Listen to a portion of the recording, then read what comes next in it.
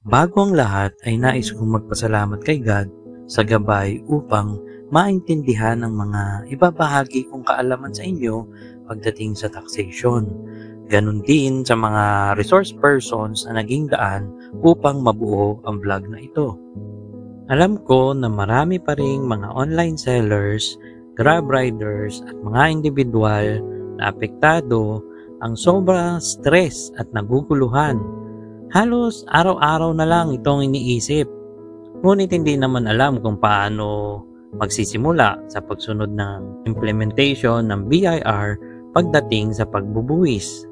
Paalala, ang mga pananaw at interpretasyon na ipinapakita sa bidyong ito ay sarili ko lamang at batay sa aking personal na pag-unawa sa paksa.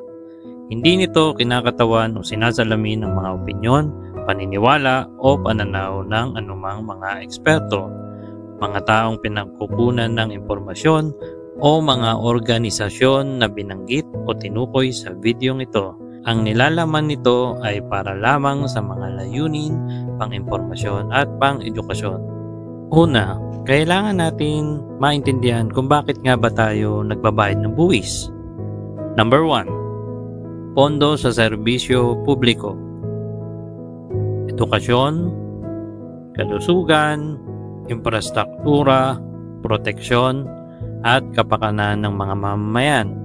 So, kailangan ng pondo ng buwis para may magagamit ang gobyerno na pangpondo sa mga to. Number 2. Pagpapaunlad ng ekonomiya at lipunan.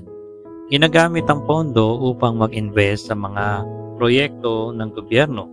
Number 3. Pagkakapantay-pantay ng yaman. Upang maging patas ang pagbubuwis depende sa kalidad ng buhay ng bawat tao. Number 4. Pagtataguyod ng panlipunang responsibilidad. Binabayaran natin ang buwis upang maging kontribusyon ng bawat isa para makasigurado na ang lahat ay may access sa mga pangunahing serbisyo at oportunidad. Number 5. Katatagan ng ekonomiya at tiwala ng publiko. Ang regular at makatarungang pagbubuwis ay nakakatulong sa pagpapanatili ng katatagan ng ekonomiya at sa pagtataguyod ng tiwala ng publiko sa kakayahan ng gobyerno na pamahalaan ang bansa.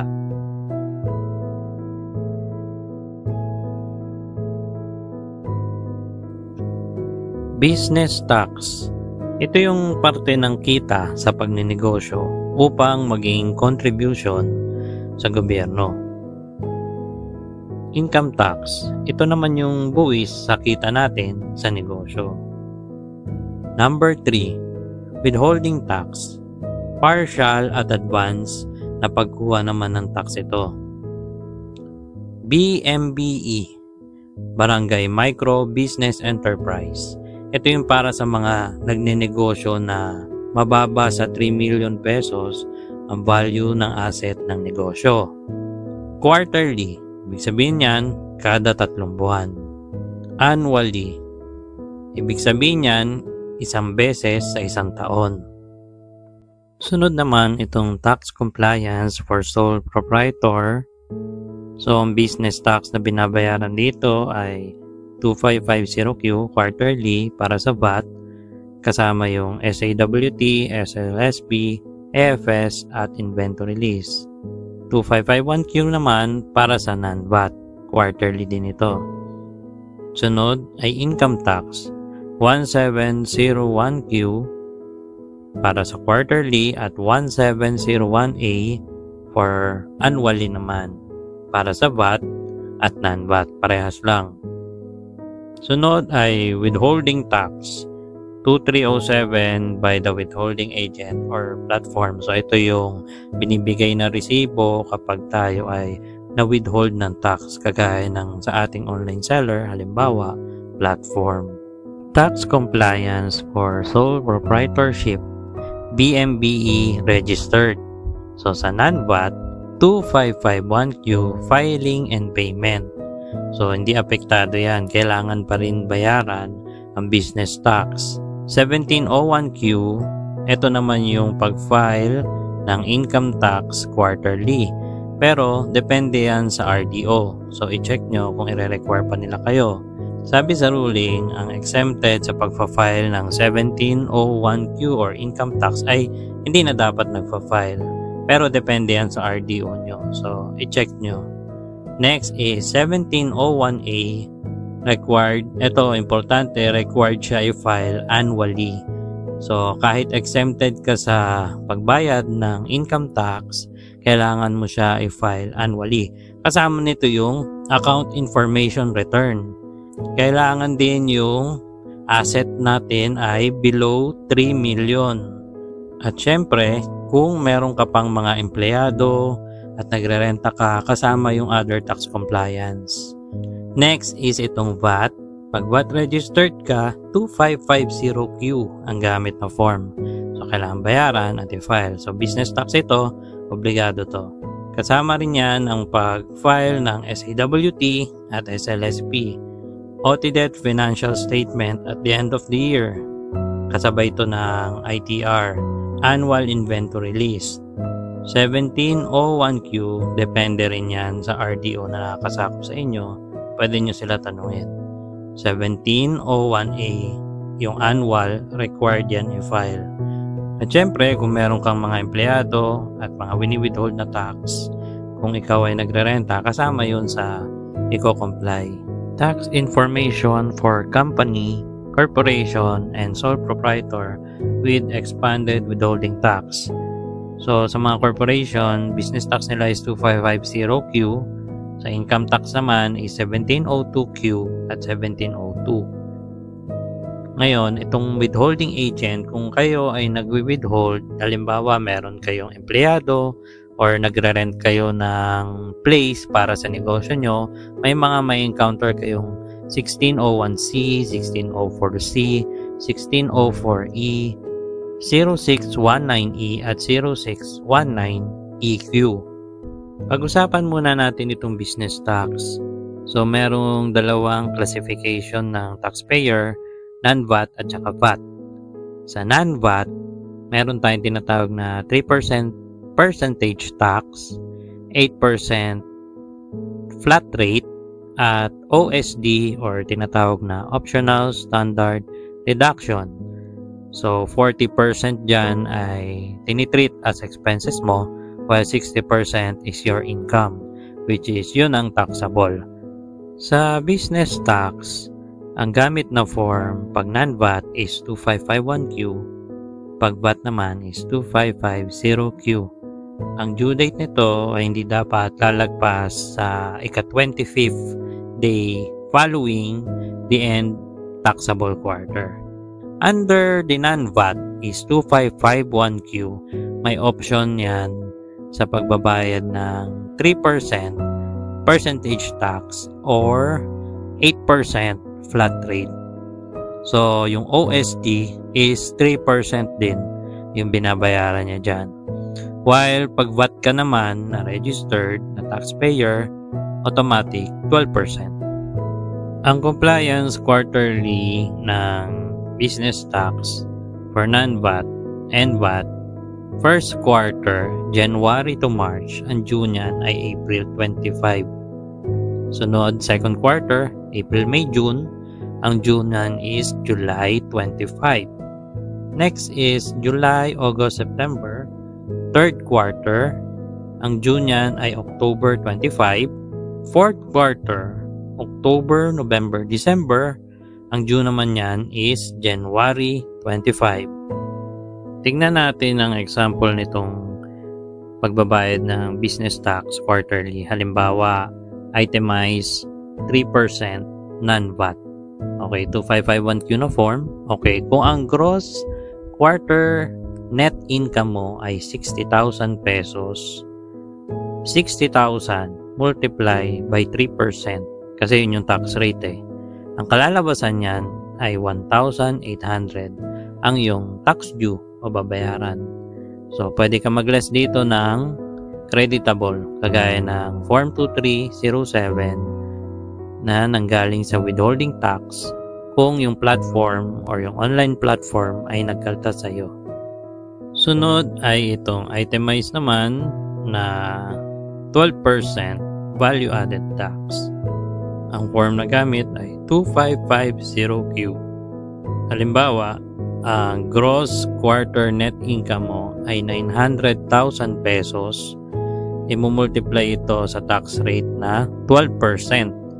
So, ang tax output na tinatawag o ang kalalabasan ay 108,000, pero tax output yon. Meron tayong mga tinatawag na tax input. Ito naman yung mga expenses mo sa negosyo, mga allowable deduction na VAT registered na resibo. So, kung ang value nun, halimbawa ay 150,000, pag minultiply yun sa 12, 18,000. So, anong mangyayari doon? Yung tax output minus tax input. So, ang kalalabasan ay 90,000 pesos tax due. Yan na lang yung babayaran mo. Sunod ay tingnan natin kung ikaw ay taxpayer na registered sa 8% flat rate. Sinasabi doon na exempted ka sa pagbabayad ng business tax. Pero, kailangan mo siya i-file. Kasi pag hindi mo siya final, medyo malaki yung interest. Meron tinatawag na charge on unpaid amount of tax. So, 12% yon per year. May surcharge na 25% kung yung nakalimutan mo i-file voluntarily. Or 50% naman siya kung sinadya mo tapos hindi tama yung data sa pag-file mo. 50%. Malaki-laki yon. Bukod doon, ay meron pang compromise na charges na tinatawag. So, nagre-range siya ng 1,000 hanggang 50,000 pesos. Depende sa case mo. So, failure to file and or pay any internal revenue tax at the time or times required by law or regulation is siguradong may penalty. Kaya, madali lang naman to i-file. I-file na natin, wag nating kalimutan dahil wala naman tayong babayaran dito. Sunod ay pag-compute kung ikaw ay registered as optional standard deduction. Automatic 3% graduated yung tax rate mo. So, ang gross na example na ginamit natin is 300,000. Parehas doon sa una na percentage tax, 9,000 yung tax due mo. Less kung meron kang creditable na withholding tax. Pag-usapan naman natin ang income tax. So, ang income tax, 1701Q na ginagamit na form. Quarterly filing to at nagdue siya every 15th of first to third quarter of each year. So, May 15th, August 15th, November 15th. Kasi yung ika-fourth quarter nun is on or before April 15 the following year na. Yun yung tinatawag na 1701A. So, binabayaran yun. Yun yung ITR natin. So, dito sa income tax, ang option natin is 3%, 8%, OST o yung 40% expense, 60% income, which is yun yung taxable, and the 12%. Dito, yung BMBE registered, exempted siya rito. Pero, tandaan nyo, i-check nyo pa rin sa local RDO kung kailangan nyo siya i-file. Pero 1701A, obligado, kailangan i-file yung ITR. Ang compliance is quarterly and annual pagdating sa income tax return. 1701Q pag quarterly at 1701A naman pag annually. Halimbawa, first quarter, January to March. So, ang due nito is May 15. Next, second quarter, April to June, August 15. Third quarter, July to September, November 15. At yung sabi ko nga kanina, yung fourth quarter niya, wala na yun eh. Wala ang fourth quarter. Ang term nila doon is, yun na, yung income tax return annually. Which is pinafile siya not later than April 15 the following year. Yun yung pinaka-due niya. Tingnan natin ang example ng computation para sa income tax quarterly para sa 3% percentage tax using the form 1701Q. Scenario is above 1,000 ang kanyang kita pero below 250,000. Example niya na gross net quarter income ay 62,500. So ang cost of goods niya na may resibo ay 30,000 pesos at 5,000 yung allowable deduction na binawas niya at 1,000 naman ay operating expenses. So ang natitira ay 26,500. Yan yung taxable income. Pero kung titingnan natin siya sa tax table 2023 income tax rate, hindi pa siya taxable kasi 250,000 and below, zero ang tax. Okay, malinaw yun ha. So, below 250,000, wala pa talagang tax. Kung 8% naman ang niregister ng taxpayer, ganun din ang scenario, above 1,000 ang gross niya and below 250,000. Example, ang gross net quarter income niya ay 62,500 pesos. Magbabawas muna tayo ng 250,000. Yun kasi ang rule sa 8%. So, fixed deduction siya. So, syempre, 62,500 minus 250,000, ilan yun? Negative. Zero siya. Times, multiply mo sa 8%, 0 multiply by 8% is 0. So, no tax pa din. Tingnan natin ang pag-compute ng income tax quarter para sa mga OSD registered. Example, above 1,000 pesos pa rin, below 250,000 pesos. Example ng quarterly gross niya na net income ay 62,500. Sa pag-compute ng OSD, imumultiply muna natin ang gross net income sa 40%. Tinitreat siya as expenses at dinideduct siya. So, ang matitira dyan ay 37,500 kasi yun yung 60% naman. So, tinitreat yon as income which is taxable, which is 37,500 pesos ay included pa rin siya sa non-taxable.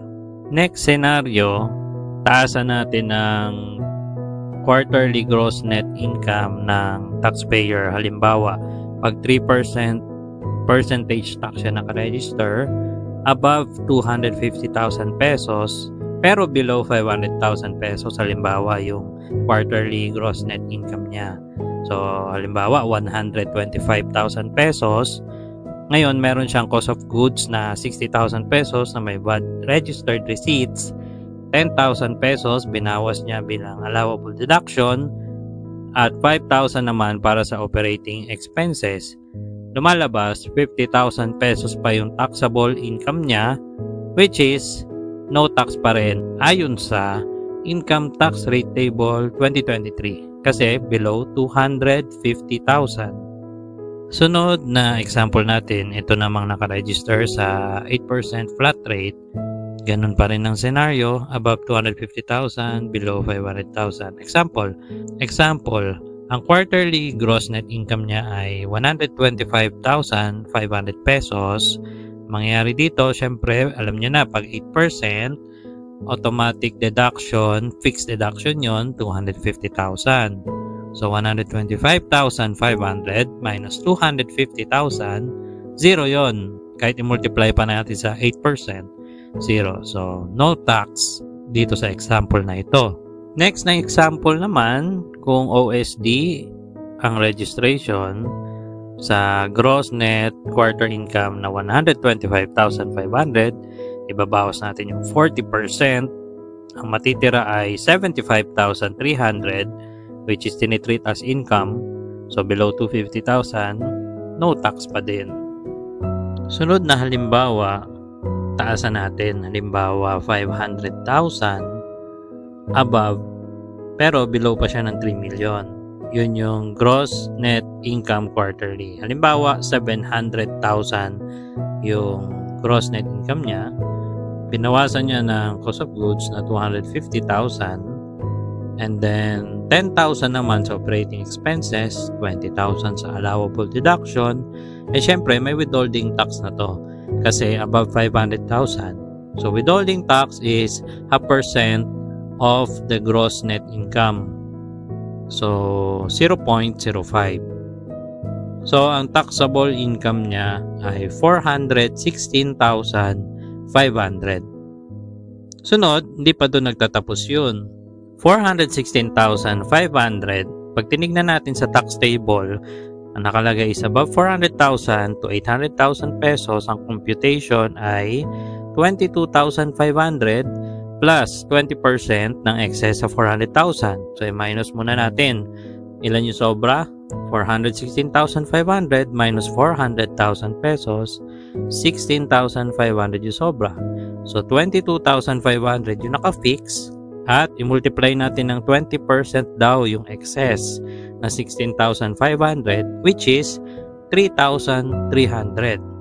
22,500 plus 3,300 is 25,800. Yun yung tax due na babayaran niya. Sunod na halimbawa naman is 12% itemized para sa mga VAT registered. Binawas niya ang 400,000 na cost of goods. Binawas ulit ang 20,000 na operating expenses, 30,000 allowable deduction at 4,500 na withholding tax. Ang lumabas ay 446,500 ang kanyang taxable income. So, huwag kayong ma-confuse dito sa mga binabawas na ito, yung mga operating expenses, allowable deduction. So, meron talaga kasi yan na pinapayagan ng batas. So, tanungin nyo ito sa mga kakilala nyo accountant kasi hindi natin ito madidiscuss dito dahil masyado nga haba na yung video, pero meron yan. So, balik tayo. 446,500 taxable income. So, naka-bracket yan sa 400 to 800,000 sa tax table. So, ang excess nito ay 46,500. Gaya kanina, 22,500 plus 20% daw ng sobra sa 400,000 which is sa example na ito ay 46,500. So, ang sagot ay 9,300. 22,500 plus 9,300, ang tax due niya ay 31,800. Sunod na halimbawa, yung pag-compute sa 8%, kung ang gross net income niya ay 700,000 pesos, babawasan natin to ng fixed deduction rate na 250,000. Ang sagot ay 450,000. Yun ang kanyang taxable income. I-multiply natin siya sa 8%. Which is 36,000 pesos. Yun yung tax due niya. Okay, so pag 8%, tandaan natin na hindi natin ginagamit yung tax table. So dito, pagkabawas ng 250,000, diretso multiply by 8, lalabas na yung tax due. Yung huling example natin ay para sa OSD or the optional standardized deduction. So, halimbawa sa example na 700,000 pesos na gross net income, tatanggalin natin yung 40% which is 280,000 pesos. Ang matitira dyan, 420,000 pesos na tinatrato na 60% as income. So, 420,000 pag tinignan natin sa tax table, nasa bracket pa rin siya ng 400 to 800,000. Kaya ang excess dito ay 20,000. So, 22,500 plus yung 20% ng excess which is 4,000 pesos. Kaya ang tax due niya na babayaran ay 26,500. So, dito may ginawa ako na tax table. Pwede rin kayo gumawa nito para hindi kayo malito. Nakita na dito na VAT or non-VAT, basta meron mga compensation na withhold from remittance, obligado, nagko-compliance sila sa COR nila ng 1601C at 0619E. So, nandyan nakalagay 10th day of the following month. Yun yung due niya. Next is yung quarterly na pinafile natin para sa 12% registered VAT taxpayer. 2550Q yung form, every 25th yung due niya. Bukod pa yung sa pag-file ng SLSP or compliance para sa sales of lease and sales of purchase. So, kasabayan, pinafile after ng 2550Q, sunod mo na yung SLSP. E-filing lang naman yan, may application para dyan yung BIR. Next is yung 1601 EQ.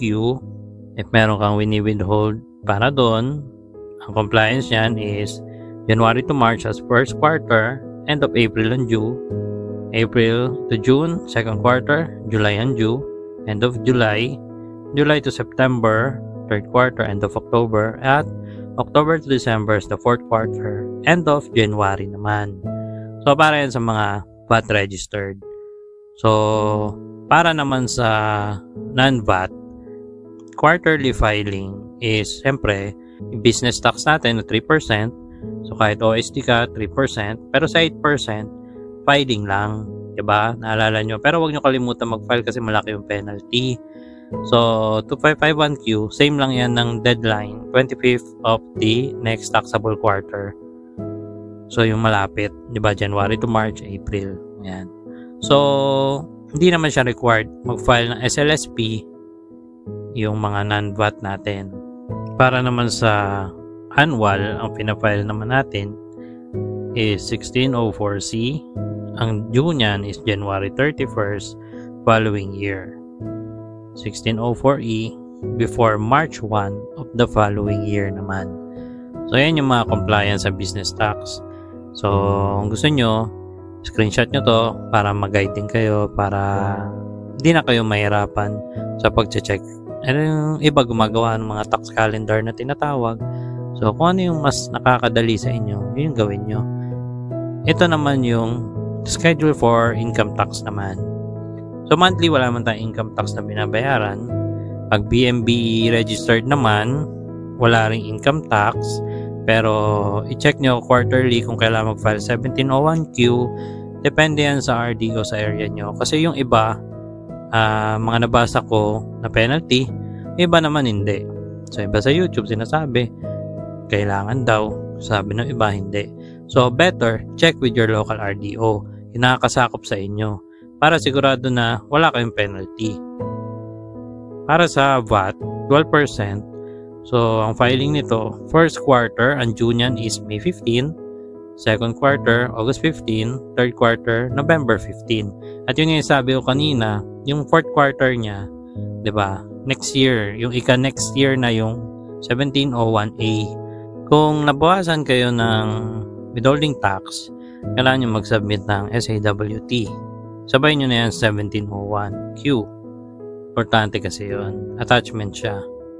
Next naman ay para sa non-VAT, quarterly, 3%, OSD, 8%, at syempre, pag BMB registered, exempted. Pero syempre, filing, yun nga, double check with your RDO. So, ganun din, deadline every 15th. And then, SAWT, as attachment, kung nag-file ka, nag-claim ka ng withholding tax. So, annually naman, pinafile nga yung 1701A. Parang yun yung fourth quarter eh. Pero, kailangan to sa pagka VAT registered ka, annually, nagpa-file na 1701A. Parang yun yung ika-fourth quarter. Diba? Sabi ko nga, audited financial statement, kailangan yan ipasa pag VAT registered ka. So, sinucertify yan ng CPA. Next is, kailangan din ng inventory list kung VAT registered. Kung non-VAT naman, annual information return para sa mga registered under BMBE, and then account information form or equivalent. So, kailangan din yun dahil registered ka sa BMBE, yun yung pinaka-compliance.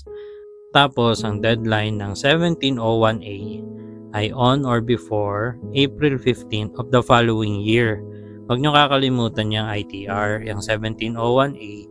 Sobrang importante rin yan talaga sa compliance natin. So, tandaan natin lahat, may penalty yan pagka hindi tayo nakapag-comply sa any form na dapat nating isubmit. Tandaan din natin na pag registered under BMBE, make sure na yung asset mo talaga is below 3 million pesos. Sa typical na online seller setup ng sales ay below 3 million, hindi umuupa, walang empleyado, normally ang registration na tax type is non-VAT. So, ang form na ginagamit dyan ay 2551Q And then, ang percentage naman na tax na binabayaran is 3%. Diba? 3% or sa OST, 3% din naman. 8%, pwede din naman yung flat rate. Pero kasi 'di ba, filing lang 'to sa business tax na 2551Q. Pero huwag makakalimutan mag-file. So, sa 1701Q, yung income tax quarterly, diyan na yung 3%, 8%, OSD. Si BMBE naman ang exempted dito. So, yung computation napakita ko na sa inyo kanina. 1701A annual, 3%, 8%, OSD, BMBE with annual information return and account information form as attachment. At syempre, kung na-withhold ka, SAWT, quarterly yan via 2307 na form na binibigay sa atin ng withholding agent. Sunod na example is yung online seller ay above 3 million naman ang kanyang gross annual sales, pero hindi man siya nagre-rent, wala rin siyang empleyado. So, VAT registered na yun automatic. Business tax na babayaran 12% using the 2550Q form. 1701Q, 12% tax output minus tax input. Diba? Naalala nyo yun? So, yun yung kanyang tax due. So, pag BMBE ka sa 1701, exempted. Basta, below 3 million ang assets mo at nagko-comply ka doon sa quarterly and annually filing, pati yung mga attachment. 1701A, o yan na nga annual. So, 12% tax output minus tax input, ganun din naman yun. Tapos, kung BMBE, kailangan mo mag-comply ng mga filing. Audited Financial Statement or AFS, kailangan yan. At the end of the year, list of inventory, kailangan din yan. So, kahit BMBE ka, meron ka dapat yan, lalo kung VAT registered. SAWT, quarterly, via 2307 na form, at SLSP, quarterly. Ito yung sales of lease and sales of purchase. So, ito yung mga compliance na kailangan isubmit sa BIR.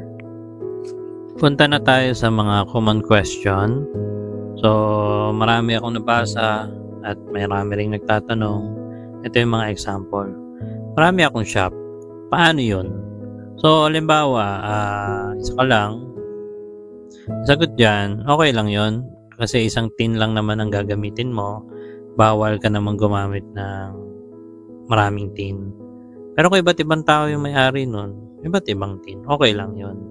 Pero dito, sa example na to, kung ikaw ang owner ng maraming shop, isang tin lang ang gagamitin mo, sa DTI lang yun magkakaiba-iba kasi depende sa produkto na binibenta mo. Tawag nila doon ay consolidated filing. Sunod na tanong, required ba akong kumuha ng business permit? Ang sagot dito, sa ngayon, tinanggal muna yan ng BIR para sa mga online sellers para mas madali sila makapag-comply. Pero, depende sa lugar nyo, i-double check nyo kung yung mga LGU nyo ay nagre-require ng business permit para sa mga online sellers. Pero para makapag-rehistro ka sa BIR, DTI naman, sapat na yon. At kung kumpanya naman, SEC registration. Ano ang best na tax type para sa akin? So, ang sagot dito, depende po yan sa annual sales nyo or kung bagong business, projected annual sales. At syempre, sa suppliers na nagre-resibo o nagbibigay ng VAT registered. Kasi importante po yun para mailagay natin siya sa tax input. So, depende siya sa laki ng negosyo nyo. Sunod na tanong, kailangan ko ba kumuha ng accountant? Maliit lang ang kita ko. Depende po yan. Kung non-VAT ang registration mo, kaya mo naman siya aralin at i-file. Ikaw na rin mag-bookkeeping, diba? Ikaw rin magbayad, kaya yon.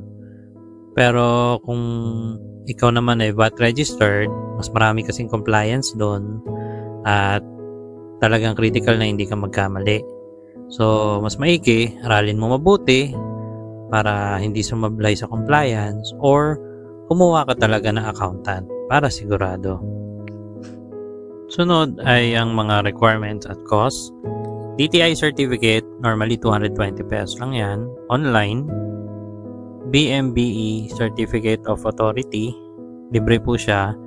Pero yung BMB Certificate of Authority, ina-apply po yan sa website ng DTI. Type nyo lang po is BMBE DTI. Lalabas po siya doon kung paano kayo magko-comply. Kasi may mga tanong doon na dapat nyo sagutin para makita kung qualified kayo as BMBE. Kasunod ay BIR Certificate of Registration. So, ngayon wala nang binabayaran na 0605 dahil tinanggal na yon. So 30 pesos documentary stamp na lang. So binabayaran din yan online pag nag-apply ka through online. Pero pag physical, doon naman pwede. Sunod ay ang Book of Accounts. Yan naman yung mga journal kung saan tayo naglalag ng mga benta natin at expenses. So kung non-VAT kayo, normally 4. Pagka VAT registered naman, 6. So mga nasa 400 siya total. Lahat na yon. So, ang uli, yung sales receipt o resibo. So, 1,500 siya. Pwede nyo na dun pagawain sa BIR kaysa kayo pa yung maghahanap ng printer. Pero, option nyo pa rin yon. Sunod, yung method kung paano kukunin. DTI certificate, online lang yan. Kayang-kaya nyo na gawin. PMB Certificate of Authority, online din yan ina-apply. BIR Certificate of Registration, bali ito, pwede natin i-apply to online. Meron namang steps doon. And then, pupuntahan mo siya personally para i-claim yung Certificate of Authority. Sunod, yung Book of Accounts, personal din. Doon na sa mismong, pwede ka bumili sa national, pero pwede ka rin naman bumili doon sa RDO. Sales receipt, personal din. Pwede kang bumili sa authorized printer ng BIR or sa kanila. Nag-offer din naman sila nito para less hassle. So, yan yung mga method. So, online and personal. Kayang-kaya naman to isang araw. Hanggang dito muna ang video natin. I hope marami kayong natutunan. Don't forget to hit the like, share, and subscribe para matulungan din natin yung mga iba pa na nalilito at hindi nila alam kung paano sila magsisimula at hindi sila makakuha ng mga fake news at mga maling impormasyon. And see you on our next video.